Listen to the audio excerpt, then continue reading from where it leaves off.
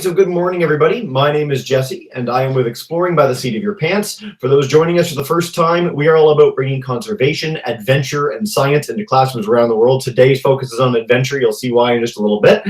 We've got 5 classes joining us, 4 from across North America, 1 very excitingly from Portugal today. So I'm going to give them a chance to do a bit of a shout out. We've got Miss Lindsay's grade 5/6s in Barry's Bay, Ontario. Hi, guys.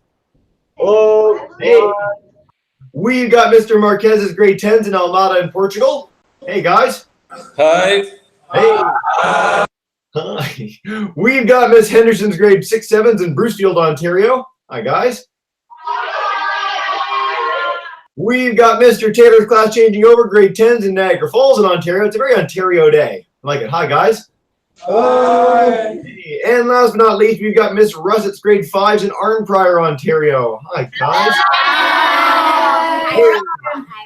Of course, the reason you guys are all here today is for our speaker. So we are joined live by George Kourounis, one of the world's foremost explorers. He was the host on Angry Planet, over 50 episodes, an amazing show back a couple of years ago. He's the head of Canada's Explorers Club. His adventures have taken him to every continent multiple times, and most excitingly, what we're going to be talking about today, into the path of dangerous and wonderful natural phenomena. So while the rest of us flee from tornadoes, hurricanes, and volcanoes, George dives in to get the best shot and the best story. So without further ado, we're going to turn it over to George. Thanks so much for joining us, and take it away. Awesome. Thank you so much. It's always a pleasure to be part of Exploring by the Seat of Your Pants. And hi, everyone. It's so great to have a multiple continents audience today. That is so cool. I'm very, very happy about that. So hello to everyone over there in Portugal. I may be seeing you guys in July. Hopefully, I'll be in Portugal in July. So as Jesse was mentioning, what I do is, as an explorer, I travel around the world and I document extreme forces of nature. That could be hurricanes, it could be volcanoes erupting, it could be avalanches, lightning, hail, anything that Mother Nature has in her arsenal that is powerful or extreme. I'm usually there documenting it. So sometimes I'm making television programs, sometimes I'm assisting scientists by gathering samples from places that are too difficult or too dangerous for them to do themselves. So they'll bring me in to do it because I've got the tools and experience and expertise to do that kind of thing. It's a career that I never dreamed possible when I was growing up. And it's one that I just sort of carved out for myself over the years because I'm just so passionate about planet Earth, about nature, and especially the extremes of nature. And what I've got coming up is a big tornado chase at the beginning of May. So I figured I'd talk to you guys a bit about tornado chasing. So let me pull up my screen sharing here. If I go screen 1 is what I want. Almost. Getting there. Let's see here. Can you guys see that? Yep. So we got your main slide in the middle and your slide deck to the left. But if you go into presenter mode, your all should be set. And bada boom. Yeah, perfect. Okay, awesome. So let me just hide this. Whoops. I screwed that up. Let me try that again. That's okay. Oh no, I am screen sharing. Never mind. Nope, but it's on me now. We're not on. There you go. Now your presentation. Awesome. Cool. You can do it. I work with the Explorers Club. I work with the Royal Canadian Geographical Society. I do things with National Geographic as well. I'm from Toronto, so hello everyone in Ontario. I live here, and I love photographing lightning. Of course, the CN Tower is one of the biggest lightning rods in the world, and it gets struck by lightning between 70 to 100 times per year. Every bolt of lightning is only about as thick as your finger, but it can burn 5 times hotter than the surface of the sun.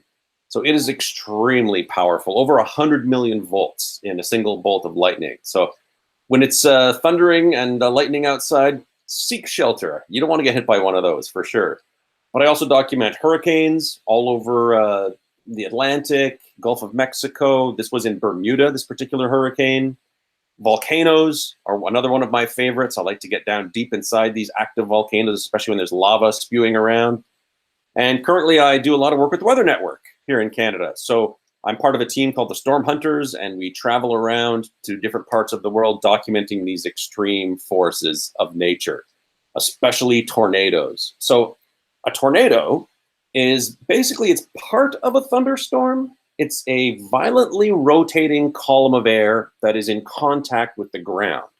So some of them, like this particular one from Kansas, it's got this white appearance because the sun is sort of shining on it from the side, and you can see how it's just acting like a vacuum cleaner, ripping up and sucking up all the dirt as it crosses the road in front of us. And they're very rare phenomena that only about 10% of thunderstorms are even capable of producing tornadoes. And of those 10%, only less than 10% of those actually do produce tornadoes. So they come from specific storms we call supercell thunderstorms. And these are gigantic individual storms that can sometimes be twice the height of Mount Everest. So think about that for a second. The tallest mountain in the world, the storms that produce these tornadoes can sometimes be twice that height. You can't fly over them in a plane. The only way to see them from above is if you're in the International Space Station. And all of that energy can be concentrated on a single point in a farmer's field that the tornado happens to be grinding up at that point. Now, these natural phenomena only become natural disasters when they affect us, right? If a tornado doesn't hit a town, it's not a natural disaster. So luckily, the place where these tornadoes happen most frequently is in remote areas. And coming up in May, I'm actually working with a research team for the first week in May called the Tornado Visualization and Doppler Radar Analysis Project. I know it's a big, complicated name, but what we're doing is we're going to be out there looking for these tornadoes, filming them, marking the GPS location and the timestamp of when these tornadoes occur, how big they are, how fast they're moving, and then we go into the archive of this high-definition radar data. So we can look and see from the radar, there are radar stations across the United States that send these beams, these electronic pulses into the sky, and they reflect off of the raindrops and the hailstones that are in the storm. And that allows us to sort of get a three-dimensional idea of what the storm is doing. And then we take that 3D radar data and correlate it with what we're seeing on the ground to give us a better idea of what these storms are doing. So that's a really cool science project I'm working on at the beginning of May. And then I'm probably going back towards the end of May to team up with the Storm Hunters team again to work on some television programming. So we're going to be doing some filming down there as well. So these tornadoes only really happen in certain parts of the world. They're not a global phenomenon because the weather conditions have to be just right. It's like a recipe. If you're making let's say I don't know, a pasta sauce recipe. You have certain ingredients. You have the tomatoes, you have the garlic, you have oregano, mushrooms, whatever it is you put in. If one of those ingredients is missing, then there's something off with the recipe. So there's only a few places on planet Earth where these things happen. The United States gets lots of them. Canada, of course, as well. Europe, parts of India, Bangladesh, China, Japan, Philippines, Australia, New Zealand, South Africa, and Argentina. Everywhere else, they're very, very, very rare. So those are the spots on planet Earth where these things happen the most. And in terms of where I go to chase the tornadoes, right there in the middle where you see the red, that's what we call Tornado Alley. And it's sort of a loosely defined geographical region from Texas through Oklahoma, Kansas, Nebraska, up to the Dakotas and Iowa. And there, that part of the world sees 75% of the world's tornadoes. Of all of them in the world, 75% happen usually in the United States and typically in the central part of the United States. They could get between 800 to 1,200 tornadoes every single year. So that's a lot. And you can also see they have a lot of them down in Florida as well. Now, in terms of Europe, because we got a European class in here, I thought I'd pull up a European map. And they do get tornadoes in Europe. And there are some that occur in Portugal. You can see a few of them there, especially along sort of the coast.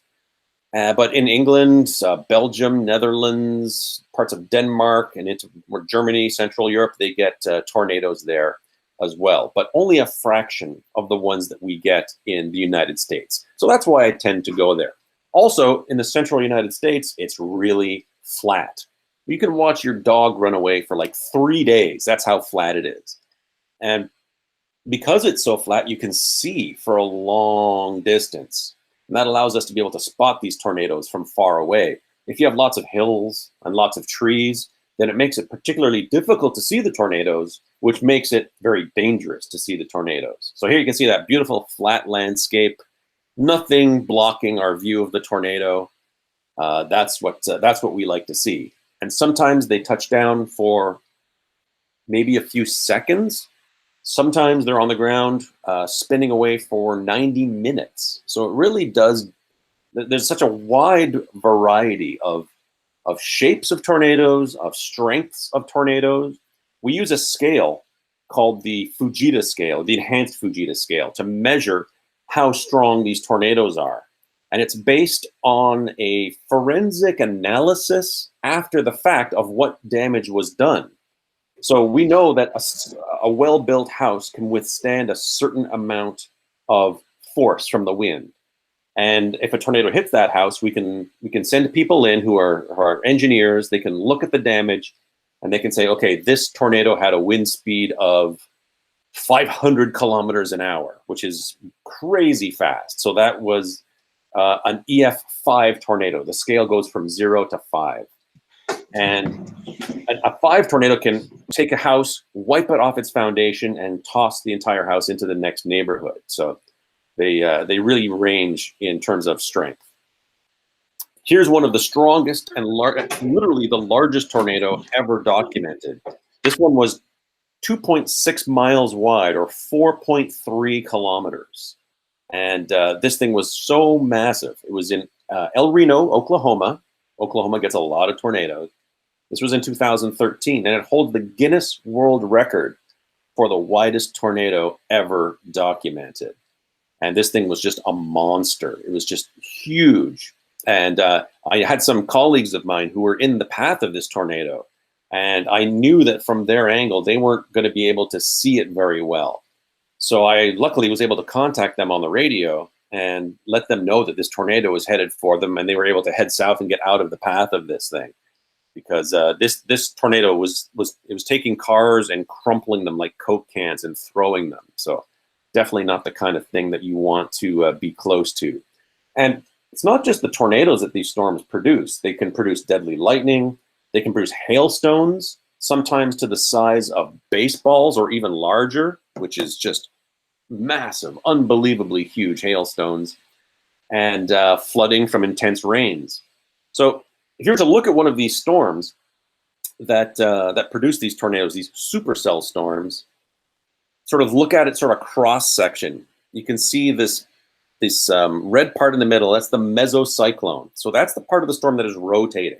And that rotation is usually not just at the ground where the tornado is, but it can extend all the way up through the entire storm. And there are times when you can see a storm going up and you can actually visually see the rotation in the clouds. It's really fascinating to see.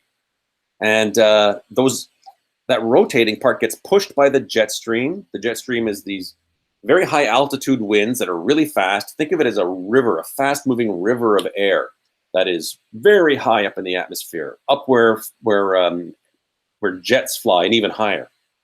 And that helps to sort of increase the rotation in the storm.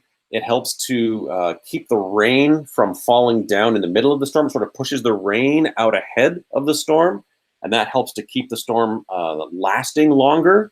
So these supercells can sometimes last for many hours, as opposed to some regular thunderstorms that go up, they rain on top of themselves, and then die off. These storms really, the fuel for these storms is warm, moist air.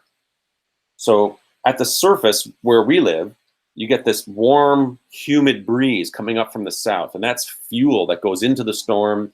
It goes up into the altitude, goes up in altitude, up into the atmosphere, starts to spin and rotate in that mesocyclone, gets pushed by the jet stream, and all of these ingredients for our recipe have to come together perfectly for that tornado to form at the bottom. And in the diagram, you can see that the rain and hail over to the right of the tornado is sort of separated from the tornado. And in a perfect world, that's what happens. But frequently the rain and hail will rotate around the tornado, acting like a curtain. And sometimes you can't even see the tornado. You know it's there, but you can't see it. And that is really dangerous when it's wrapped up in rain and hail. And there's been many times where we've encountered these rain-wrapped tornadoes where you can't see them until they're practically on top of you. Now, we do have a bit of an understanding of how climate change is affecting tornadoes. There's new research that has just come out just in this past year that correlates Arctic sea ice with frequency of tornadoes.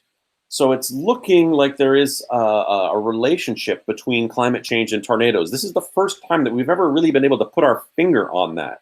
Up until now, we didn't know if there was a relationship between the two. Certainly with hurricanes, because a hurricane forms at sea, and they also have warm, moist air as fuel, as the oceans get warmer, it's going to be providing more fuel for hurricanes. But we didn't know if that was the case for tornadoes. And it turns out, yeah, that sort of is. And we're going to be learning more and more about this as research continues. So hopefully we'll be able to contribute to that as time goes on. Now, I've got a little video here.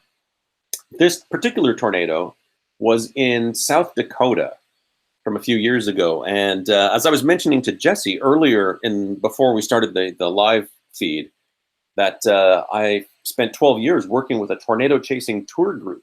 So on this particular day, I had a group of people with me that I had brought that had traveled from all over the world to come and visit, and we were taking them to go see these tornadoes. So I'm going to play this video here. Hopefully it plays nicely. There we go. So the tornado forms out in the field, and you can see it moving from left to right. Luckily, it's not hitting anything. What? Yeah. Let's do it. So I've gotten back in the car, Tornado.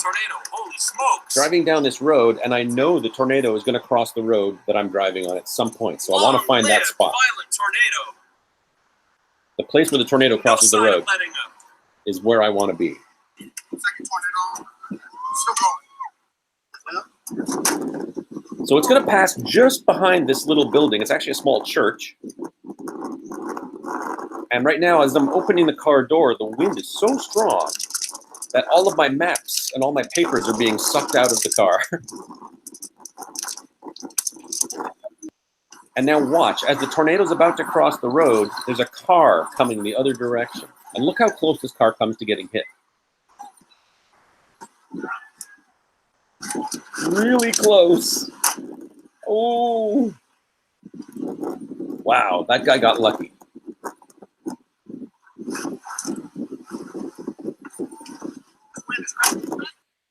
So that tornado certainly could have flipped that car. It could have rolled it into the ditch. Absolutely. So I don't know if that guy was totally oblivious and didn't see the tornado coming, or maybe he did see it at the last moment and maybe needs a new pair of underwear right about now. I'm not sure which, but that certainly would have frightened me. What I really want to do, though, is answer your questions, because I love answering questions from you guys. So let me just turn the screen share off, and we can get some questions. There we go. Welcome back. It's you again. Thank you so much for that. That is a terrifying video. You haven't shown that in any other presentations. That was, yeah. I have countless videos, Jesse. I'm sure you do. I also love how the cows are so unconcerned. Like, they see the tornado and they're not moving at all. They just, yeah. Well, interestingly, I was documenting a tornado in Colorado one time, and I was trying to flee, to escape from the tornado, and the road was blocked by a herd of cows that were also running to try and get out of the way, and they wouldn't clear the road. So I was stuck in this traffic jam behind a herd of cattle as a tornado was approaching from one direction and baseball hail was coming from another direction. So luckily, the cows got out of the way, we got out of the way, no animals were harmed. All right. As we dive into questions, before we start, I just want to note we've got some groups watching on YouTube Live as well. If you guys want to type in your questions in the chat bar, I'll pass them on to George, so please do that. Again, I know Miss Henderson's class is to go first, so what we're going to do is do 2 questions with them to kick us off. So if you guys want to come on up and kick us off with a question, go right ahead. Mr. Ramos? Oh. They're getting announcements. We'll come back to you guys in just a second. Miss Lindsay's class, if you guys have a question, come on up. Go together. Go together. Hurry. Take your time, all good. Camera's up. Yeah. How do people get sucked up in tornadoes? Right. So do people get sucked up into tornadoes? Yes, that can happen. And that actually did happen. I was chasing a tornado in Kansas one time. And the safest place to be in a tornado is in the basement or a storm shelter, right? You want to put as many walls between you and the tornado as possible. But there was this woman who was in her house in Kansas. She didn't have a basement. So she knew the tornado was coming. So she got into her bathtub. Or no, sorry, she didn't get into her bathtub. She was in her bathroom and she was clutching onto the toilet. And the tornado destroyed the house, removed the roof, removed the walls, removed the toilet with her still holding on to it, and deposited her in a nearby tree. So yes, that kind of thing does happen. She was okay. She had a few bumps and scratches and maybe some fingernail marks in the porcelain of the toilet. But yes, that can happen. However, it's rather uncommon. Usually what happens if someone gets injured from a tornado or unfortunately loses their life in a tornado, it's usually from blunt force trauma. It's not so much that the wind is blowing, it's what the wind is blowing. So if there are pieces of bricks and pieces of houses and cars and farm equipment and machinery and tree branches flying around in this chaos like a swarm of bees, that's what's the most dangerous part. Okay, good question. We'll go back to Miss Henderson's class. If you guys have a question now, come on up. How and why did you start exploring or doing your career? Yeah. How and why did you start doing this career, George? Right. Great question. So when I was in school, when I was your age, my heroes were guys like ocean explorer Jacques Cousteau, but I loved the adventure of like Indiana Jones. And I studied music when I was growing up, and I went to university to study music and then eventually engineering. And I used to be an audio engineer. I used to build recording studios for a living. But I always had this passion for nature and science. And so I started photographing the weather in my spare time. And I would take my vacation time and I would go and I would chase tornadoes, and I would take extra time off from work, and I would go and intercept hurricanes or wildfires. And it just kept getting more and more every year. And then I just started to develop this reputation. When the weather got bad, my phone would start ringing, and it would be all these different news agencies, CBC, CNN, BBC. They would start contacting me to ask for interviews. And the next thing I know, I end up with my own TV show, Angry Planet, and I had to quit my regular job and do this kind of thing full time. And I've been doing it ever since. That was back in 2006 when I made the switch full time. Cool. All right. Again, we'll go right back to Miss Henderson's class just because I know you guys have to go, and then we'll go through the remainder. Go ahead. Have you ever been afraid that you might die? Yes. That's the short answer. Here's the thing. These tornadoes are they can be quite dangerous. I have had colleagues who have lost their lives to tornadoes. It has happened.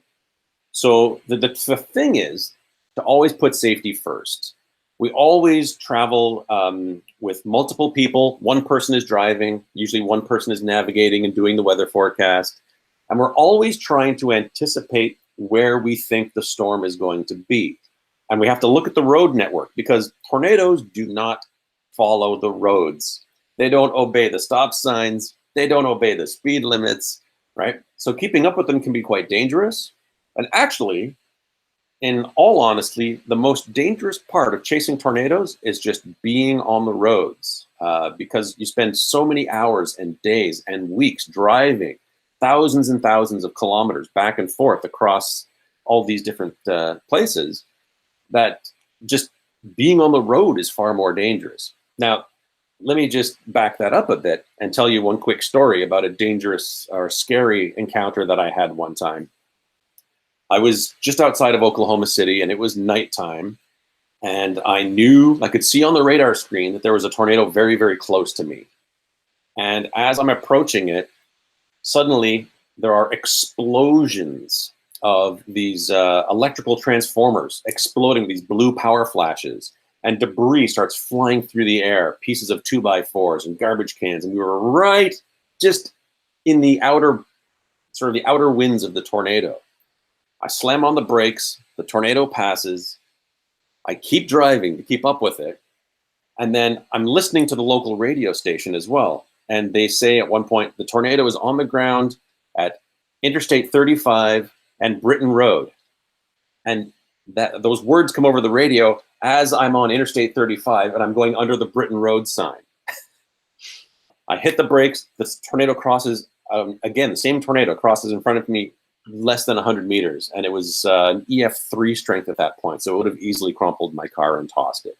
So yeah, there's been lots of experiences like that. But I learned from these experiences. I don't chase tornadoes at night anymore because it's just too dangerous. It's hard to see. So it's just one of those things I try to avoid now. So safety first. I want to keep doing this for many years. Yeah. Well, great answer. Let's go to Mr. Marquez's class. If you guys have a question, come on up. Yeah, you're good whenever you're ready, guys. No, oh, you're muted now. So I'll demute you. You're all good. You push them. You Portugal? Yep, Portugal. Okay. First one.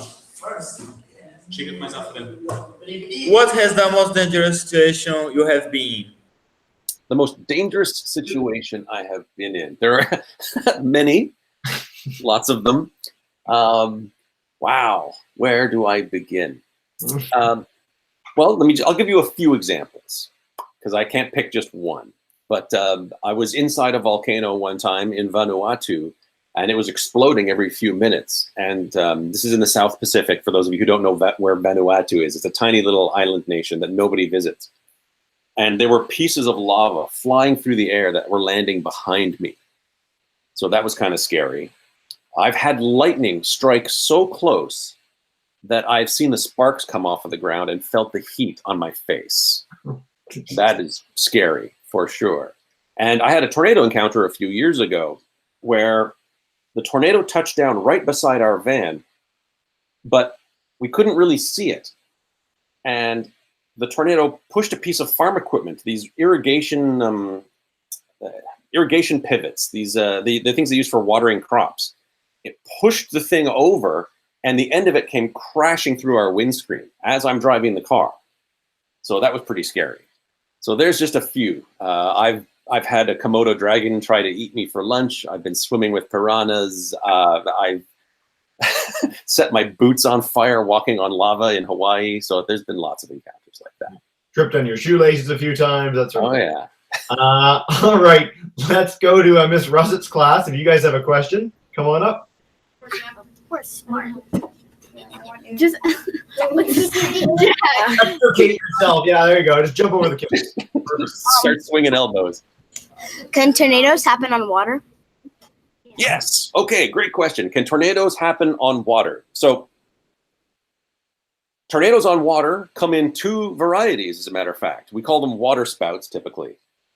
And there are two kinds of water spouts. So you can have a tornadic water spout, which is just a regular tornado that happens to happen over top of water.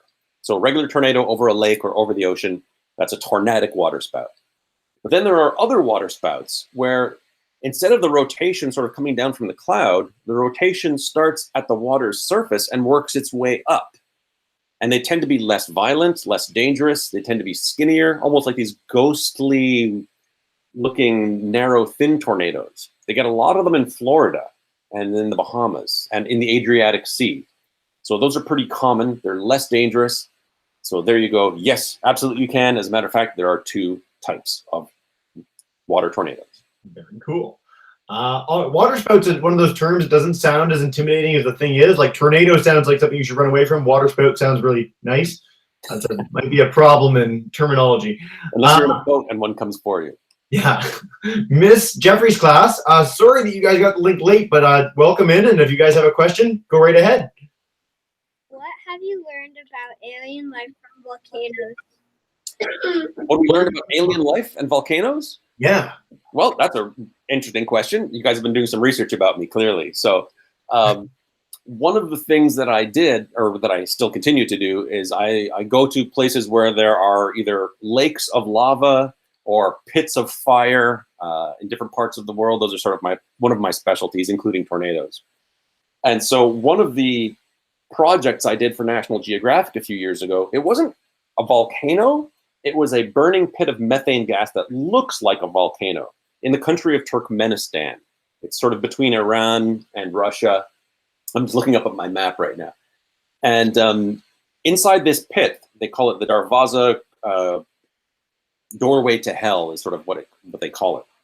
And I led an expedition to go there, become the first person to ever drop down inside with a special fire-resistant suit, self-contained air, special ropes, the whole works. And I gathered soil samples to see if there's any kind of bacterial life living at the bottom of this crater. And there was. And the whole purpose of this was to see if we could find anything alive in this very hot environment that was filled with methane gas. And the reason is that there are planets outside of our solar system that have hot, methane-rich environments. So if we could find life here on Earth in conditions that are very similar to these other planets, then maybe we should look at those planets to see if we can find life outside of our solar system. So looking for alien life here on Earth, yes, I've done it, but it's going to be many, many, many years before we're able to get to these other planets to see if those discoveries are useful or not. So we'll see what happens. Or maybe you guys will see what happens. Maybe. You can do a hangout with the classes, like in the future. We'll do it. Totally. I love when classes do research. Thank you guys so much for that. That's awesome. And we will come back to you guys for more in just a little bit. For now, we'll end off our first round with Mr. Taylor's class. You guys have a question? Come on up. Alicia, you want to go ahead? What advice would you give to someone who's trying to pursue like the same career path as you? Right. So what advice would I give to someone who's trying to pursue this same kind of career? Well, there's no school to go to. There's no explorer school. There's no storm chaser school. I had to sort of learn it all on my own as I went. However, what I do recommend is I'm not a meteorologist. A lot of storm chasers are, but most of us are not. But we have enough knowledge of weather forecasting to be able to predict where we think these tornadoes are going to be. But the more of an understanding of meteorology that you have, the better you will be at that. And the better you are at forecasting, the more likely you'll be in the right place at the right time. So if you're interested in that, study meteorology, study geology, if you're interested in volcanoes or volcanology, get a background in that, in the sciences first. And then for me, a lot of it came through my interest in photography and videography. So if you can combine science and media, put those two together, that's a really strong foundation for doing the kind of thing that I do. Very cool. All right, let's start again with another round. Miss Lindsay's class, if you guys have a question, come on up. William, you said you did, or but wait, what's oh? You guys went Macy and William. What do you guys do? I thought yours was together. Yep, go ahead, man. My question is, like, has your car ever been like? Wait.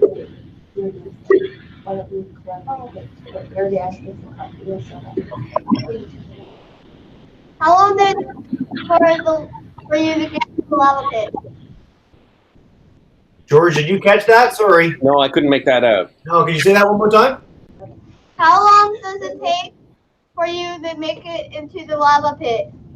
How long does it take for you to make it into the lava pit? Into Right. the So when I'm doing volcano expeditions, one of the places I go to most frequently is Ambram Island in the South Pacific. And there's a big, gigantic pit that's about 400 meters deep or 1,200 feet.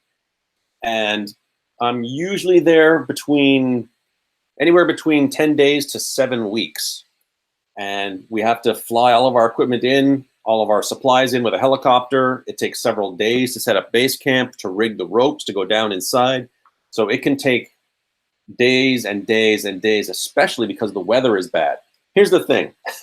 When I'm trying to chase tornadoes, sometimes the weather is good and it's blue sky and it's very, very frustrating. When I'm trying to do something like going inside a volcano, it's almost always raining, which makes things much more complicated, especially when the rain passes through the volcanic gas, it creates acid rain. So it burns your eyes and it sort of stings your skin and rusts anything that's metal almost immediately. So the conditions are extremely harsh. So we have to take a long time to wait for the weather to clear, get that nice window of opportunity to go down.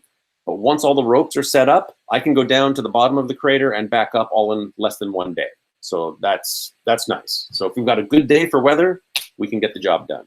Very cool. And if it's good weather in tornado country, you got great barbecue like all around, which is really nice. This is true. Yeah. All right, we're going to go to Portugal for 2 questions. So Portugal, you guys have 2 more questions. Come on up. How do you feel when you're near the tornadoes? Right. So how do I feel emotionally? Like what happens when you're there? Well, it's very exciting because you're sort of trying to outsmart Mother Nature, which we can never ever do, but you're sort of trying to do that.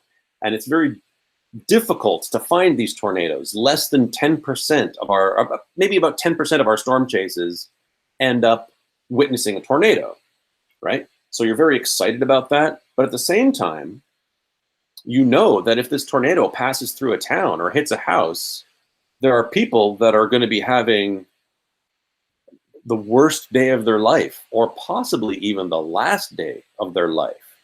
So that concern is always in the back of my head. And we have a policy amongst ourselves on the team where if we encounter people that need help because a tornado has hit their house, we stop the chase and we help them out, at least until more qualified people come along, if the paramedics or fire department comes along. So we try to we're excited about the weather, but we never want to be too excited because we know that there are people there who are having just an awful time dealing with this natural disaster. So it's a conflicting set of emotions sometimes. Yeah. All right, great answer. And we'll go back to Portugal for 1 more question, guys. If you guys have a 3rd question, come on up. No, I think they are a little afraid of asking something. Oh, what about that one guy? No, there's one guy there. That's okay. No more questions here. All good. Well, just enjoy the rest then. Let's go to Mr. Taylor's class again. If you guys have a 2nd question, come on up. I was just wondering how you said that there isn't a school right now. Would you be interested in maybe like making a school? Ooh, George is professor. Well, you know, interestingly, Jesse, this whole video conferencing thing is a pretty good start to that idea, isn't it? I kind of like the idea of maybe having some type of educational program specifically geared towards training people to get into exploration. Of course, with exploration, it's such a wide field, right? You could be an oceanographer, you could be a mountain climber, you could be a scuba diver, you could be a primatologist. There's so many different avenues that it's kind of hard to put a training program together that would be good enough to sort of cover all of those different genres. But I do like the idea. And one thing I'm certainly interested in is getting young people inspired to do things that might be a little scary. Maybe not do the stuff that I do, right? Because it can be dangerous. But the greatest things that you will accomplish in life only happen when you push yourself to do something that you might be a little afraid of doing, right? And I'm so used to doing this all the time that for me, it becomes just second nature. But by encouraging people and getting them to do things that they find are uncomfortable, that's where you sort of get that spark of inspiration and learn that you're able to do things that maybe you never thought you were capable of doing. And all of that is exploration, whether it's exploring the world or exploring yourself. You're always going to learn when you find yourself in uncomfortable situations. Outstanding. Great question. We've never got that one with you before. That's a good one. One thing I want to note for our classes too, and just a first step, and we do this in a lot of our ocean hangouts, if you're interested in scuba diving, which George is a specialist in, of course, too, you can get that at 10 years old. You can get your first scuba license at 10, and it's a really great way to explore a whole new swath of the planet that you'd otherwise never get a chance to. Absolutely. Yeah, I don't do nearly as much diving as I would like to do, and exploring the underwater world, it's just so ripe for discovery because we spend all of our life above the sea and we've only discovered a small percentage of what's out there underneath the waves. All right, we're going to take 3 more questions. So, Miss Jeffries, I'm going to go to you first, then Miss Russet, and then back to Miss Jeffries because I know you guys have a bunch of questions already. So, go right ahead. Can you stand on the coals at the bottom of the volcano, or would you sink? So, if there's like rock at the bottom of the volcano, can you stand on that, or would you sink in? Is that the question? You would burn to a crisp before you ever started to sink. That would be the issue. So what I do when I go inside these volcanoes is I'll go down inside the crater on ropes, and usually there's places where you can stand away from the lava, and that's just solid rock. And then I'll walk over to where the lava is. I'll put on my protective equipment, and then get as close as I can to the lava. Close enough, I've actually melted a camera from being so close to the lava. And when you're really close, without the specialized equipment, you could only stand there for maybe a few seconds. And with the equipment on, you could stand there for maybe a few minutes. Now, there was an instance in Hawaii, I sort of alluded to it earlier, where I was able to set my boots on fire walking on top of lava. And that was from a surface lava flow. So you got this lava that's poured out of the volcano and it's sort of flowing over land. But of course, the outer layer of the lava cools much faster than the inside of that lava flow. So you get a crust that forms on top, kind of like a creme brulee. And if you're careful, there are parts that you can sort of stand on. It's super dangerous. So don't try this at home. But you can do that. But the inside is actually liquid rock that is maybe 1,500 degrees. So it's not the kind of thing that you want to break through if you value still having feet. Yeah. All right. Let's go to Miss Russett's class. If you guys have a question, then we'll end off back with Miss Jeffries. Go ahead, guys. We actually have 2 questions. Go for it. Bring it. So I've heard about the fire tornadoes. Can you tell us a bit more about that? Okay. Yeah. So fire tornadoes, they're really interesting phenomenon. So you can get a thing called a fire devil, which is kind of like a dust devil. If you've ever been outside on a really hot day and the sun heats the ground and the ground is really hot, you get these swirls of dust that look like mini tornadoes. Well, the same thing can happen in a fire. The heat from the fire causes this updraft of air. And if the wind conditions are just right, you have winds blowing in different directions, that column of air can rotate and form these, what look like tornadoes of fire. Right? And I've seen lots of those. But then there's a very, very rare phenomena of a real fire tornado. So check this out. Let me explain. In a really big forest fire, really big, the hot air will rise up and cool in the upper atmosphere, forming clouds. We call these pyrocumulus clouds. And if they're big enough, they can actually turn into a pyrocumulonimbus cloud. So that cumulonimbus is a thundercloud, like a thunderstorm. Pyro meaning fire. So a fire-induced thunderstorm. And if the wind conditions are just right, that fire-created thunderstorm can produce tornadoes. And of course, that tornado is going to happen in the middle of a forest fire. So you could have a 0.5 kilometer wide tornado in the middle of a forest fire caused by the fire whipping around, ripping trees out of the ground in a violent, just incredible spectacle of nature's power.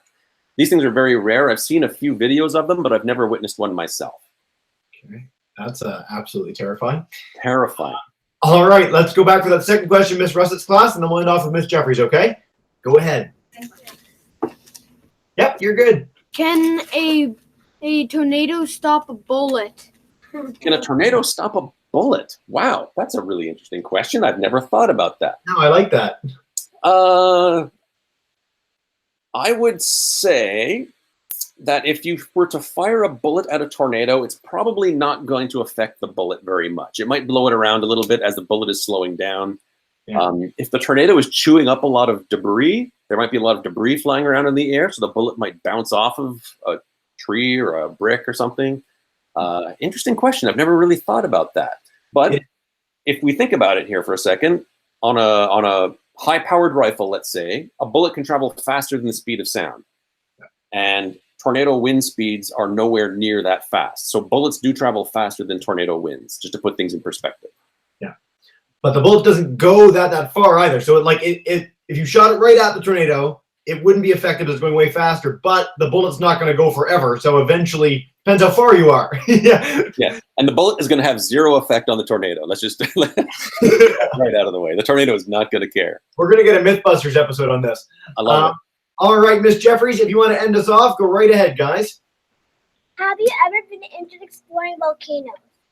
Have I ever been injured? Injured. Yeah. I've never had a serious injury being inside a volcano. I've had a few minor injuries. I was climbing out of a volcano one time. This was 2 years ago. And I had a gust of wind blow a bunch of volcanic ash, which is little microscopic fragments of rock. And it blew into my eyes and scratched my cornea really, really severely. So that was sort of a threat from the volcano that you don't normally think of as a danger. You think of lava, or you think of pyroclastic flows or big clouds of ash, but getting your eye scratched while you're 300 meters inside a volcano and you still have to come up on ropes. That was it was so painful. And then I had to tear down base camp the next morning and hike for 4 hours off the summit of the volcano through the jungle with only one eye. And yeah, it was just not much fun. But that's the worst injury I've ever had in a volcano. A few little minor burns here and there, but nothing too serious. On a happy note, before we wrap up, and I'm glad you're well, is there any last thing that you want to share with classes? Anywhere they can find out more information, get involved, learn more about what your work has been like? Yeah, I mean, I'm all over the social media, so you can just do a quick search for me and you'll find me. I got a YouTube channel. If you want to see more of these video clips, just search for me on YouTube. You'll see volcano clips and tornado clips and hurricane shots and all kinds of cool stuff. And I look forward to the next opportunity to chat with you guys when we talk about something else completely crazy. Outstanding. Well, thank you so much, George. For our classes joining us, what we do at the end of every Hangout, I'm going to demute all your microphones. So everyone should be demuted. If you guys could join me in saying a huge thank you. Thank you guys so much. Awesome. For all our classes, check out for our main newsletter soon. It's going to be really exciting. We got a whole month dedicated to biodiversity. George, as always, what a pleasure. Thank you so much. Thanks.